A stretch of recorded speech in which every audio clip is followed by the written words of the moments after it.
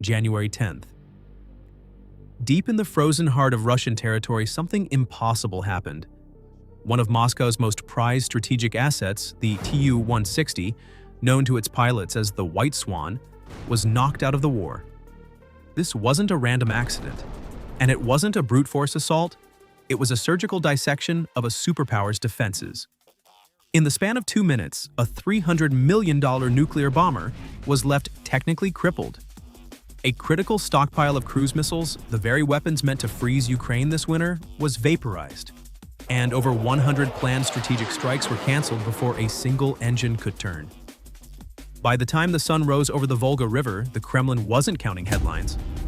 It was counting the catastrophic cost of lost missiles, grounded aircraft, and months of forced downtime across its entire strategic aviation fleet. But the question everyone is asking isn't just what was destroyed, it's how. How does a superpower lose its most protected nuclear assets to a swarm of cheap, slow-moving drones? The answer to that question changes the rules of modern warfare forever.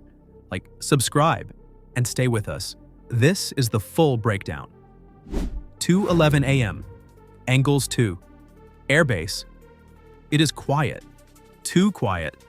To understand the magnitude of this event, you have to understand the target. Engels 2 is not just concrete and hangars. It is the logistical heartbeat of Russia's long-range strike capability. Every runway, every hardened shelter, and every radar dish exists for one singular purpose: to keep the strategic nuclear forces alive and out of reach. At the center of this fortress stands the Tu-160. It is a giant of the Cold War, modernized for the 21st century. It is the heaviest combat aircraft ever built. One airframe is valued at over $300 million. In a single sortie, it can deploy munitions whose combined cost exceeds $1.6 billion. It is the crown jewel of the Russian aerospace forces. For years, Western analysts considered it untouchable, protected by distance and layered defense. Tonight, that assumption collapses. Behind the scenes, invisible to the public, maintenance delays and a fractured logistics chain have created a fatal vulnerability.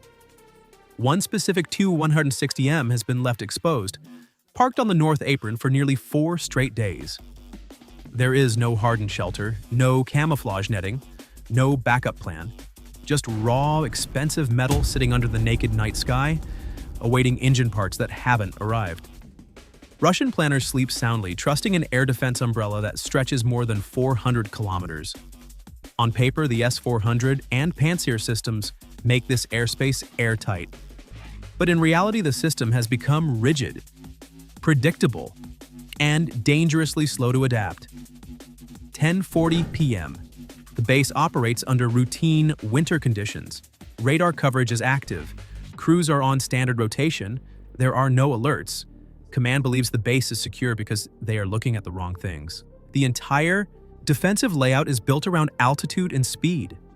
The S-400 batteries are positioned to intercept high-speed ballistic threats or high-flying NATO aircraft at long range.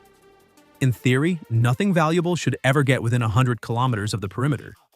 But the Russian doctrine has a flaw. It assumes that if an attack comes, it will come fast, it will be loud, and it will descend from the stratosphere. That assumption has hardened into procedure. Radar filters are set to ignore clutter near the ground. Targets below 100 meters are often classified as low priority, filtered out as birds, trucks, or wind noise to keep the screens clean. The system is tuned for speed, not persistence. Range, not proximity. And in that overconfidence, a narrow, invisible gap forms, quiet, ignored, and perfectly timed. What happens when an enemy refuses to match the pattern you prepared for? That question is about to become operational. 1:48 a.m., first contact. But the contact isn't made by radar or radio. It is made by shadow. Hundreds of kilometers away, along a frozen tributary of the Volga, Ukrainian Beaver drones lift off in silence. There are no massive launch rails, no heat spikes to warn satellites. Within 90 seconds, a swarm of 58 attack drones is airborne. They fly low, dangerously low. Cruising at 225 kilometers per hour, the swarm holds an average altitude of just 35 to 50 meters, hugging riverbanks, tree lines, and the folds of the earth. This isn't speed-based penetration. This is denial of detection. They fly below the radar lobes, below expectations. There is no constant uplink to be jammed. Once launched, each drone operates on preloaded terrain maps and optical navigation. No electronic emissions, no chatter.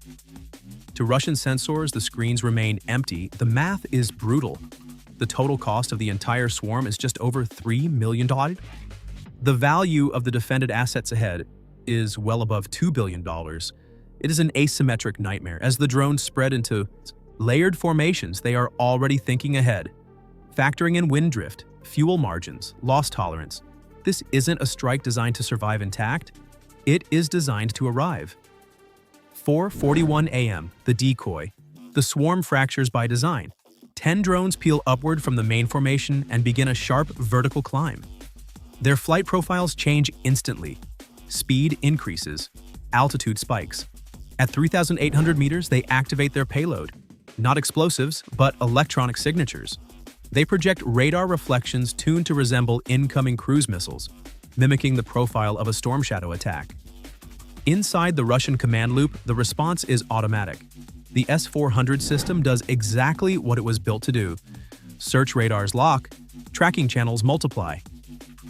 At 4:43 a.m., the intercept order is given. 20 48N6 series interceptors launch in rapid succession. Each missile costs over $12 million. They climb hard, burning through fuel, chasing decoys worth less than $25,000 apiece. Seconds. Later, the decoys vanish in bright flashes far above the battlefield. From the Russian perspective, it looks like success, but the radar picture is now distorted. Tracking resources are saturated. Attention is pulled upward. The S-400 is staring into the empty black sky, convinced it has just stopped the main attack. It hasn't.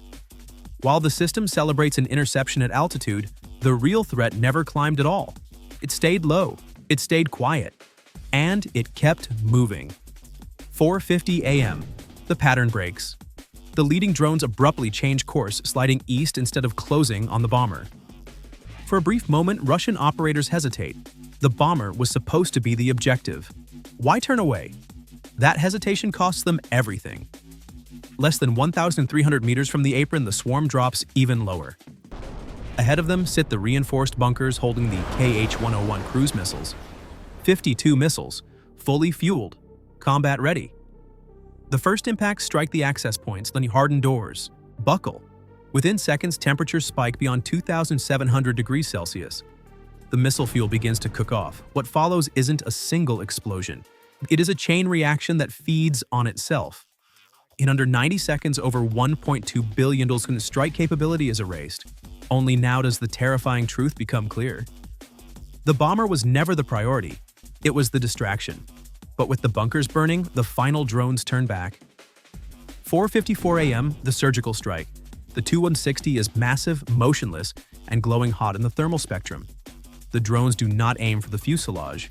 They aim for the lungs. A drone dives directly into engine intake number 2.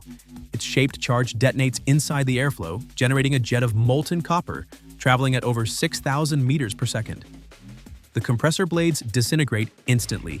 The engine housing ruptures from within. Seconds later, a second and third impact follow. There is no massive fireball. The Tu-160 doesn't burn, it doesn't fly. A bomber, valued at over $300 million, is reduced to a silent airframe. Structurally intact, strategically dead. 5:07 a.m. aftermath. The shooting stops. The silence returns, but the damage is only beginning to register. Within 30 minutes, the damage assessment hits the Kremlin. The Tu-160 is officially grounded. All 4 NK-32 engines, some of the most complex pieces of engineering in the Russian arsenal, are classified as non-repairable. Recovery time is estimated at 8 to 10 months, but the deeper impact unfolds over the next 72 hours. Russian planners are forced to cancel over 140 planned sorties. The winter strike campaign has been rewritten. Then comes the displacement. The remaining strategic fleet is pulled back, forced to relocate to bases over 1,700 kilometers farther east to Olenia. The consequences are severe. Each mission now requires more fuel, more flight hours, and more maintenance strain on aging airframes. Operational cost per sortie spiked by nearly 40%. The White Swan is no longer a predator, it is prey. Engels 2 was supposed to be a fortress, it is now a liability. The most expensive assets in Russia's arsenal haven't just been damaged, they have been exposed. This wasn't just a strike, it was a recalibration of risk. The message is unmistakable. Distance no longer guarantees security. Cost no longer guarantees survival. And symbols no longer defend themselves. What unfolded on January 10th was more than a successful attack. It was a clear signal that the rules of strategic warfare are shifting. Expensive aircraft and layered defenses offer no protection when adaptability and precision are on the other side. In a single night, confidence became the most costly loss of all. Now, I want to hear from you. Does this strike mark the end of the era of the heavy bomber, or was this a one-time failure of Russian air defense? Share your thoughts in the comments below. And don't forget to like, subscribe, and hit that notification bell for more in-depth conflict analysis.